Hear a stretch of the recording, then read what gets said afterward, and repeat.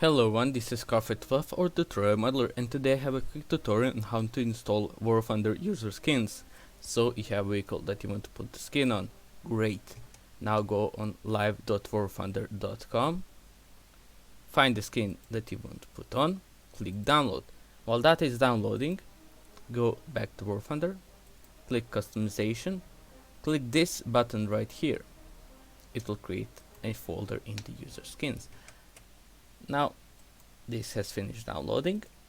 Open it up, press Ctrl X or Ctrl C to copy.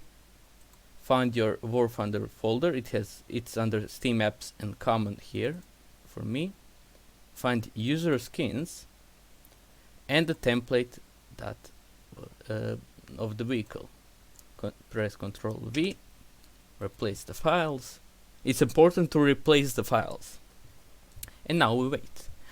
Sometimes it takes a bit longer since some skins are larger than others. Now we can go back to War Thunder. Click here for the template. And that's it.